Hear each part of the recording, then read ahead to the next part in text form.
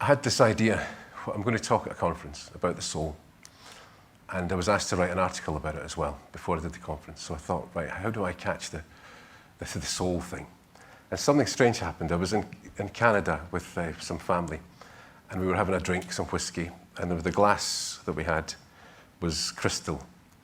And we just got to this thing, got to the end of the glass, and we looked through the glass, and we had this bit of fun just looking, whoa, look at this.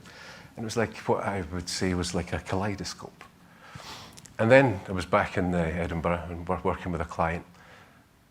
First client I had, I'd never met her before, and something fell out of her bag, and it rolled towards me. I didn't know what it was, and I thought, oh, this is interesting. Do I pick it up, or what? My instinct was to pick it up.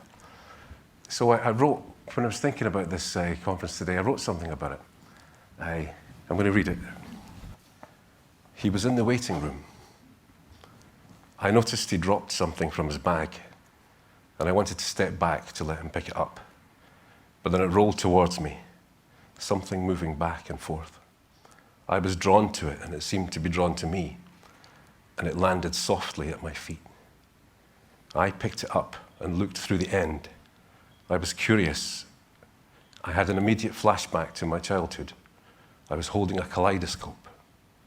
I gazed through the aperture and saw a child inside a star, looking through an aperture at a man outside, looking through an aperture at a world of many different shapes and colours. We then found ourselves sitting opposite each other in another room, just the two of us with the kaleidoscope back in his bag. This was our first therapy session.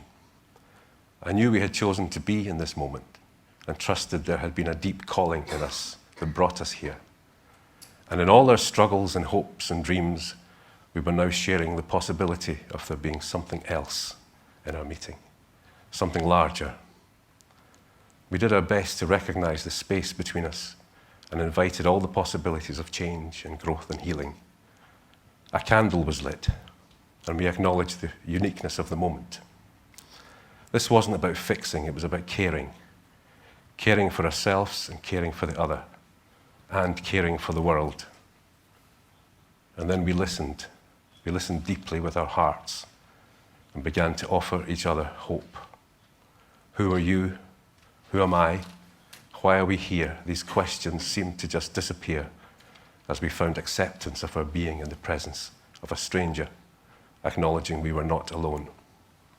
Client and therapist as two travelers, soul companions on our way home, meeting at depth on many different levels in one moment, a kaleidoscope of fragments of light and shade, of love and fear, reflecting stories inside and outside of us, longing to be connected to the story of the world.